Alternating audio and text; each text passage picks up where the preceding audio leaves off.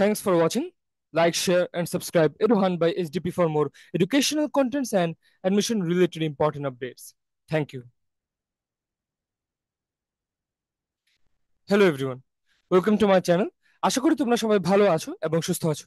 এই ভিডিওতে কথা বলতে যাচ্ছি এমবিবিএস এডমিশন 2023-24 সেশন নিয়ে। তো এমবিবিএস এডমিশন বা মেডিকেল ভর্তি পরীক্ষার চতুর্থ মাইগ্রেশন সম্পর্কিত একটা আপডেট আমি দিয়েছিলাম আমার চ্যানেলের পক্ষ থেকে কয়েকদিন আগেই। তো এটি বিষয়ে কিছু প্রশ্ন করেছে কিছু শিক্ষার্থীরা আমার কমেন্ট বক্সে। তো সেটা নিয়েও একটা ওভারঅল কথা বলার চেষ্টা করবো, এবং যাতে তাদের পাশাপাশি অনেকের বাকিদের মনে যে প্রশ্নগুলো আছে এই ধরনের কাছাকাছি তাদেরও যাতে কিছুটা হেল্প হয়। তো ফোর্থ মাইগ্রেশন বা চতুর্থ মাইগ্রেশনের পর একটা নির্দিষ্ট পর্যায় পর্যন্ত স্টুডেন্ট নেওয়া হয়েছে, এবং মানে থার্ড মাইগ্রেশনের পর, সরি। তো থার্ড মাইগ্রেশনে একটা সার্টেন সংখ্যক স্টুডেন্ট নেওয়ার পরে ফোর্থ মাইগ্রেশনে কতদূর নেওয়া হতে পারে সেটার একটা প্রশ্ন অনেকের মনেই থেকে গেছে। এমন থাকাই স্বাভাবিক, কারণ অনেকেই পরিশ্রম করে পরীক্ষা দেওয়ার পর একটা রেজাল্টের জন্য অপেক্ষা করে।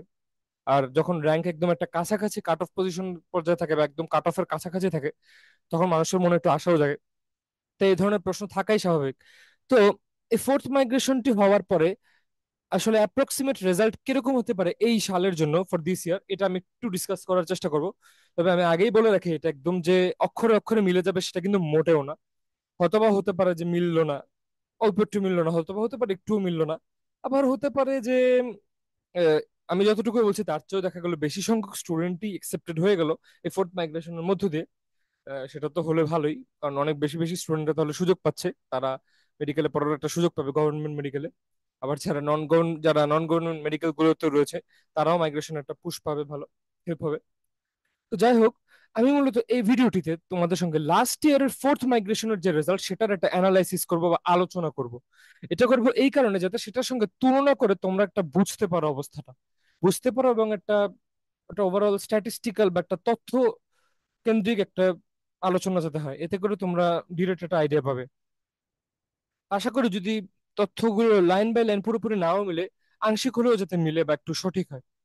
তো যাই হোক, এবার চলো সেই স্ট্যাটিস্টিক্স গুলো বা পরিসংখ্যান গুলো দেখে নেওয়া যাক গত বছরের ফোর্থ মাইগ্রেশন রিলেটেড। তো গত বছরের ফোর্থ মাইগ্রেশন 2022-23 সেশনের রেজাল্টটি আমি একটু অ্যানালাইসিস করে দেখেছি।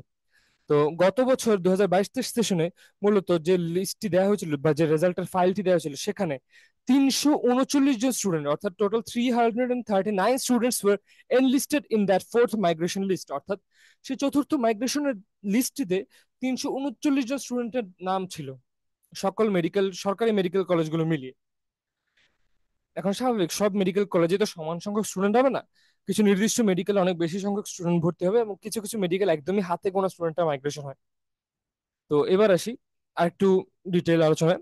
তো এখান তার মধ্যে থেকে আমি হিসাব করে দেখলাম যে 240 জন students got migrated from another medical college in this list, and 63 new students got seats without কোটা।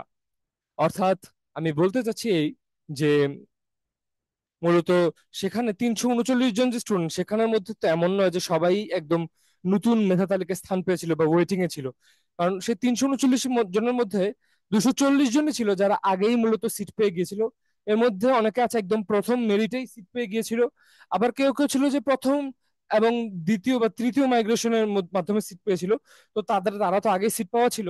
তো তারা জাস্ট অপেক্ষা করছিল মাইগ্রেশনের, ধরো একটা কলেজ থেকে আরেক কলেজের মধ্যে মাইগ্রেশন। তো সেগুলো যাদের সম্পন্ন হয়েছিল বা কমপ্লিট হয়েছিল, তাদের সেই সংখ্যাটা আমি মূলত তুলে ধরলাম, সেটি হচ্ছে 240। এবং 63 জন নতুন স্টুডেন্টরা সিট পেয়েছিল কোটা বাদে বা উইদাউট কোটা। 63 জন হচ্ছে তারা যারা ওয়েটিং এ ছিল, কোনো সিট পায়নি চতুর্থ মাইগ্রেশনের আগ পর্যন্ত, তারা মূলত ওয়েটিং থেকে। এবার আসি এখানে তোমরা নিচে একটা চার্ট দেখতে পাচ্ছ, এখানে আমি মূলত একদম ডিটেলে লিখে দিয়েছি বাকি 99 জন স্টুডেন্টদের নিয়ে, এই ইনক্লুডিং ওই 63 জন নতুন স্টুডেন্ট। এখানে তোমরা দেখতে পাচ্ছ যে 63 জন স্টুডেন্ট মূলত মেরিটে এসেছে একদম ওয়েটিং থেকে নতুন। আর উম, বাকি 29 জন স্টুডেন্ট এসেছে ডিস্ট্রিক্ট কোটা থেকে, জেলা কোটা বলেও একটা অংশ আছে মেডিকেলে, এটা তোমরা জানো। এছাড়া গত বছর ফ্রিডম ফাইটার বা মুক্তিযুদ্ধ কোটায় ফোর্থ মাইগ্রেশনের স্টুডেন্টরা স্থান পেয়েছিল মূলত 5 জন স্টুডেন্ট। হ্যাঁ, এটা কিন্তু আমি আবারও বলি, আমি কিন্তু খালি ফোর্থ মাইগ্রেশন বা চতুর্থ মাইগ্রেশনের তথ্যগুলোই তুলে ধরছি। আমি কিন্তু এর আগে প্রথম দ্বিতীয় তৃতীয় মাইগ্রেশনের কথা বলছি না 2022-23 সেশনের। খালি চতুর্থ মাইগ্রেশনের এই কারণে বলছি, কারণ একটা বছরের চতুর্থ মাইগ্রেশনের সাথে আরেকটা বছরের চতুর্থ মাইগ্রেশনের ধরো কতটুকু পার্থক্য, সেটা একটা তুলনা করা যেতে পারে। কারণ তোমরা জানো যে মেডিকেলের পরীক্ষাটাই মূলত সবার আগে হয়। মেডিকেলের পরে ধরো অন্যান্য ইঞ্জিনিয়ারিং ইউনিভার্সিটি গুলো, তারপর বাকি যে বিশ্ববিদ্যালয়গুলো সেগুলোর পরীক্ষা হয়। তো তখন স্টুডেন্টরা যারা ধরো দূরের কোনো মেডিকেল পায়, বা যদি মনে হয় মেডিকেলে তেমন আগ্রহ নেই, অন্য কোনো জায়গায় নিজের প্রেফার্ড সাবজেক্ট পেয়েছে বা পছন্দের কোনো বিশ্ববিদ্যালয় বা বিষয়, তখন তারা সেখানে চলে যায়। তো এভাবেই মূলত সিটগুলো খালি হতে থাকে এবং এই মাইগ্রেশন গুলো চলতে থাকে। তো এই যেহেতু মেডিকেল পরীক্ষা এবারও আগেই হয়েছিল, তো এখানে দেখতে পাচ্ছ যে এগুলোর পাশাপাশি ট্রাইবাল কোটাতেও 2জনকে দেওয়া হয়েছিল সিট। সব মিলিয়ে 99 জন স্টুডেন্ট, এবং সেই সঙ্গে 240 জন আগেই যে স্টুডেন্ট গুলো পেয়েছিল তারা তাদের মাইগ্রেশন হওয়ার পরে যে কলেজ পেয়েছিল সেটার তথ্য আমি তুলে ধরলাম। তো এইবার আসি এই বছরের একটা আনুমানিক সম্ভাবনা নিয়ে। তো সবার আগে আমি মূলত এই মেরিটে যারা 63 জন পেয়েছিল সেটা নিয়ে একটু ফোকাস করি, কারণ কয়জন ফ্রিডম ফাইটার কোটায় দেয়া হবে বা কয়জন ডিস্ট্রিক্ট কোটা পাবে এগুলো তো আসলে ডিপেন্ড করে। আবার ধরো ট্রাইবাল কোটারও সংখ্যাটা বাড়তে পারে, কমতে পারে। তো যাই হোক, ধরে নিলাম যে এই 63টাই থাকবে। যদি ধরো 63 জন স্টুডেন্ট ডিরেক্ট ধরো মেধা থেকে ওয়েটিং লিস্টে আসে এবার ফোর্থ মাইগ্রেশনে, তাহলে অ্যাপ্রক্সিমেট সিনারিওটা কি দাঁড়াতে পারে 2023-24-এর জন্য, সেটা আমি তুলে ধরার চেষ্টা করছি। স্ক্রিনে তোমরা দেখো, এখানে আমার কমেন্টে মূলত একজন পরীক্ষার্থী লিখেছিল যে এইবারের তৃতীয় মাইগ্রেশনের পরে লাস্ট র্যাঙ্ক বা শেষ র্যাঙ্ক ছিল 5465। তো এই র্যাঙ্কটাই যদি হয়ে থাকে সত্যিকার অর্থে, তো এই র্যাঙ্কটার সাথে ধরো 63 যোগ করে যদি দেই, তাহলে মূলত রেজাল্টটা দাঁড়ায় 5528। অর্থাৎ 5500 প্লাস অলরেডি হয়ে যাচ্ছে ভাবে, যদি একদম ধরো গতবারের মতো একদম সেম টু সেম মিলে যায়। এখন হয়তো সেম টু সেম মিলবে না, একটু কম বেশি হতে পারে। বাট আমি একটা পজিটিভ নিউজ এটা দিতে চাই যে হয়তো বা একটু বাড়তে পারে। বাড়তে পারে এই কারণে, কারণ দেখো, কারণ মেডিকেলের পরীক্ষা সবার আগে হয় এটা তোমরা জানোই, এবারও আগেই হয়েছিল অ্যাজ ইউজুয়াল। তো এবার আরেকটা পজিটিভ জিনিস এই হয়েছিল যে তোমাদের সেশন থেকে 2023-24-এ যে from this year 1000 more seats are in government medical, so maybe nearly 5600 to 5650 might be possible. অর্থাৎ এবার তোমরা জানো যে সরকারি মেডিকেল গুলোতে বিভিন্ন মেডিকেলে সবকিছু মিলিয়ে 1000টি সিট কিন্তু বৃদ্ধি করা হয়েছিল। সবগুলো মেডিকেল মিলিয়ে এটা কিন্তু একটা কম সংখ্যা না মোটেও। 1000টা সিট বৃদ্ধি করা হয়েছিল সরকারি মেডিকেলে।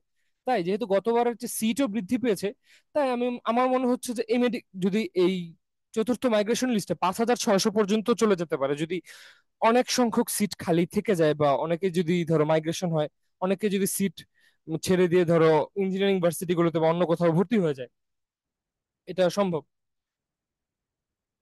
তারপরে তোমরা আরেকটা জিনিস খেয়াল করবে যে যেহেতু কোটার কথা বলেছিলাম, তো এটাও বলে দেই যে though some students with quota with even 5700 plus rank may get seats to an extent. অর্থাৎ 5700টা হয়তো বা নর্মাল উইদাউট কোটা টাফ হতে পারে এই লিস্টে।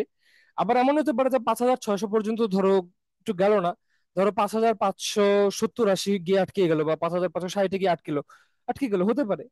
কিন্তু আশা করছি কাছাকাছি যাবে, কারণ যেহেতু এবার তোমাদের 1000টা সিটও বৃদ্ধি করা হয়েছে, আবার একটা ফোর্থ মাইগ্রেশন দেওয়া হবে যেহেতু, এটা আন্দাজ করছি। কারণ অনেকে আছে ইঞ্জিনিয়ারিং গুলো বা বা অন্য কোনো বিশ্ববিদ্যালয়ের নিজের কোনো প্রেফার সাবজেক্টে চলে যায়, কারো যদি মনে হয় যে না মেডিকেলের পড়ার প্রেশারটা নিতে পারবে না, বা কারো যদি মনে হয় মেডিকেলে পড়বে না কোনো কারণে। আবার অনেকে এমনও থাকে যে মেডিকেলে পড়তে চায় কিন্তু ধরো ইকোনমিক্যালি খুবই স্টেবল, কিন্তু দূর ধরো ঢাকার বা রাজধানীর বাইরে কোনো দূরের একটা মেডিকেলে ধরো সে চান্স পেয়েছে, এবং ধরো সেই মেডিকেল গুলোতে সে পড়তে চায় না কোনো কারণে। তখন অনেকে আছে যে ধরো ঢাকা শহরের মধ্যে এ গ্রেড লেভেলের বা ভালো মানসম্মত প্রাইভেট মেডিকেল গুলোতে ধরো স্কলারশিপ পেয়ে যায়, অনেকে আছে র্যাঙ্ক একদম কাছাকাছি থাকে। তো তো তখন অনেকে আছে যে এটা মেধা কোটায় স্কলারশিপ পেয়ে যায়।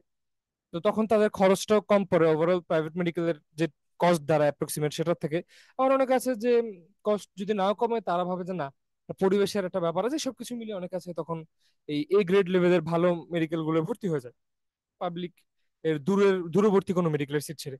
তো তখন এরকম মাইগ্রেশন হতে থাকে। তো যাই হোক, তোমরা একটা অ্যাপ্রক্সিমেশন বা রাফ একটা স্পেকুলেশন যদি ধরি, তাহলে 5600 থেকে 5650 might be the probable rank, যতটুকু পর্যন্ত সিট এবার দিতে পারে ফোর্থ মাইগ্রেশনের পর। যদি এতটুকু নাও হয়, আশা করছি আমি যে 5580 বা 90 অ্যাটলিস্ট, বা 5570-80 অ্যাটলিস্ট হওয়া উচিত এতটুকু মাইগ্রেশনে। তবে আরেকটা কথা একটু বলে রাখি, এটা তোমরা অনেকে জানো যে সকল ধরনের ভার্সিটি মানে মেডিকেল কলেজগুলোতে তো বেশি সংখ্যক মাইগ্রেশন হয় না। যেমন ধরো একদম টপ ডিমান্ডে যেগুলো থাকে, like Dhaka medical college, Salimullah sir Salimullah medical college, Suhrawardy, Mugda, এগুলো কিছুটা একটু কম হয়। তারপরে ধরো ময়মনসিংহ মেডিকেল বা বরিশাল মেডিকেল আছে, এগুলো একটু ধরো একটু কম কম করেই হয়। এবার আরো কিছু মেডিকেল আছে, যেমন ধরো বিশেষ করে আমি যদি বলি, নীলফামারী মেডিকেল এবং নেত্রকোনা মেডিকেল, এই দুইটা মেডিকেলে কিন্তু প্রচুর মাইগ্রেশন হয়। এটা কিন্তু একটা প্রুভেন ট্রুথ, এটা তোমরা খেয়াল করে থাকবে। কারণ কি, এই ধরো প্রতিষ্ঠা কাল থেকে শুরু করে সবকিছু মিলে যদি চিন্তা করে থাকো, এই মেডিকেল গুলো একটু পিছনের দিকে বা কম্পারেটিভলি হয়তো বা একটু নতুন টাইপের, প্লাস ওই রেপুটেশন, ওই লেভেলের রেপুটেশনটা হয়তো এখনো বিল্ড আপ হয়নি, বাট আস্তে আস্তে তারা উন্নতি করছে। তাই সব মিলিয়ে এই মেডিকেল গুলোতে একটু পড়তে চাওয়া স্টুডেন্টদের রেশিওটা বা পরিমাণটা একটু কম। তাই এগুলোর এগুলোকে চয়েস লিস্টে স্টুডেন্ট একটু পিছনের দিকে রাখে। তো যাই হোক, এই নেত্রকোনা মেডিকেল বলো, রাঙামাটি মেডিকেল, তারপরে কক্সবাজার মেডিকেল এবং স্পেশালি নীলফামারী মেডিকেল, মাইগ্রেশন হলে বা ধরো ওয়েটিং থেকে পেলে সবার আগে মূলত এই মেডিকেল গুলোতে কিন্তু সিট পায় স্টুডেন্টরা। তা অবশ্যই তোমরা খেয়াল রাখবে, যখন রেজাল্টে দিবে সেটা অবশ্যই তোমরা ভালো মতো রোল নাম্বার এবং ওভারঅল সবকিছু মিলিয়ে নিবে, চেক করে নিবে। এবং আশা করি যারা সিলেক্টেড হবে তোমাদের মোবাইলে এসএমএস চলে যাবে অথরিটির পক্ষ থেকে, ডিজিএমইর যে অথরিটি, যে স্বাস্থ্য অধিদপ্তর, তাদের থেকে আশা করি, অ্যাডমিশনের অধিদপ্তর থেকে তারাই তোমাদেরকে মেসেজ পাঠিয়ে দিবে টেলিটকের মাধ্যমে। তখন তোমরা তোমাদের পরবর্তী কার্যক্রম বা প্রসিজার গুলো কমপ্লিট করে নিবে। এবং এইসব কিছু মিলে আমি ভিডিওটি শেষ করতে যাচ্ছি, তবে শেষ করার আগে আমি আবারও বলে দেই যে এটা কিন্তু জাস্ট একটা মেয়ার স্পেকুলেশন বা একটা গেসিং। ধরো একটা গাণিতিক ভাবে আমি জাস্ট চেষ্টা করলাম একটা আন্দাজ আন্দাজ করার, এবং ধরো গত বছরের একদম অ্যাকুরেট তথ্যগুলো, বিশেষ করে ফোর্থ মাইগ্রেশনের তথ্যগুলো আমি তুলে ধরার চেষ্টা করেছি, যাতে একটু তোমরা একটু ভিজুয়ালাইজ করতে পারো, মিলিয়ে নিতে পারো। গত বছর ধরো ফোর্থ মাইগ্রেশন এরকম ধরো উইদাউট কোটা মেরিটের অ্যাপ্রক্সিমেট পজিশন গুলো ছিল 4,590, 4,594, 92 এরকম টাইপের। আর ধরো যাদের একটু ডিস্ট্রিক্ট কোটা ছিল ওদের ক্ষেত্রে ছিল 4,700 বা 800 প্লাস। আর যাদের ধরো মুক্তিযোদ্ধা কোটা ছিল তাদের ছিল 5,000, 5,100 এরকম কিছু হলেও হতে পারে। আর ধরো এমন আছে ট্রাইবাল কোটা, অনেকের র্যাঙ্ক অনেক দূর, ইভেন 20,000 প্লাস হয়, একদম রেয়ার কেস, ওদেরকেও সিট দেওয়া হচ্ছে, বাট ওটা খুবই রেয়ার যারা ট্রাইবাল কোটা। কারণ ট্রাইবাল কোটাধারী প্রার্থী তো খুব বেশি নেই, অনেক কম compare to district quota and freedom fighter quota. That's why this, যে ট্রাইবাল কোটা, সেখান থেকে স্টুডেন্ট হয়তো বা খুব বেশি আসবে না, বা আসলে হাতে গোনা। সো ওভারঅল ধরে নাও যে একদম যদি 63 যোগ করে একদম যদি কাট টু কাট এক্সাক্ট হয় গত বছরের মতো, তাহলে 5,528 28 হতে পারে, একদম একদম যদি খুবই কম মাইগ্রেশন হয় সেটা। আর এর চেয়ে যদি বেশি, আমি চাই এর চেয়ে যাতে বেশি হোক, তাহলে তোমরা কিন্তু 5,600 থেকে 5,650 কাছাকাছি একটা সংখ্যায় যাওয়ার সম্ভাবনা রয়েছে। 5,650 যদি না হয়, 5,600 কাছাকাছি আশা করি হবেই হবে। তো দেখা হবে অন্য কোনো ভিডিওতে। মেডিকেল রিলেটেড কোনো প্রশ্ন থাকুক, জিজ্ঞাসা থাকুক, সেগুলো নির্দ্বিধায় আমাকে করবে। আমার ভিডিওতে কোনো মনে হয় যে আরো কোনো তথ্যের পরিবর্তন দরকার, পরিমার্জন দরকার, অবশ্যই তোমরা জানাবে, আমি এডিট করে সেগুলো ঠিক করার চেষ্টা করব পরবর্তী ভিডিওগুলোতে। এবং কোনো প্রশ্ন থাকলে নির্দ্বিধায় আমাকে আমার কমেন্ট বক্সে জিজ্ঞেস করবে। মেডিকেল রিলেটেড প্রশ্ন হলে আমি উত্তর দেওয়ার চেষ্টা করবো। এবং মেডিকেলের পাশাপাশি ইঞ্জিনিয়ারিং ইউনিভার্সিটি গুলো, public public engineering university plus private engineering university হোক, এছাড়া অন্যান্য যে বিশ্ববিদ্যালয়গুলো, সেগুলোর অ্যাডমিশন রিলেটেড জরুরি সকল আপডেট পেতে থাকার জন্য আমার চ্যানেলটি তোমরা অবশ্যই সাবস্ক্রাইব করে রাখতে পারো। এছাড়া ফোর্থ মাইগ্রেশন নিয়ে যারা একটু সন্দেহ আছে বা রেজাল্ট কিরকম হতে পারে না হতে পারে, তাদেরকেও তোমরা চাইলে এই ভিডিও তোমার তাদের সেই ফ্রেন্ড বা ব্যাচমেটদেরকে তোমরা এই ভিডিওর লিঙ্কটি শেয়ার করে দিতে পারো এবং সাবস্ক্রাইব করতে বলতে পারো, যাতে তারাও উপকৃত হতে পারে। দেখা হবে অন্য কোনো একটি ভিডিওতে, ততদিনের জন্য তোমরা অবশ্যই ভালো থাকবে এবং সুস্থ থাকবে। ধন্যবাদ সবাইকে।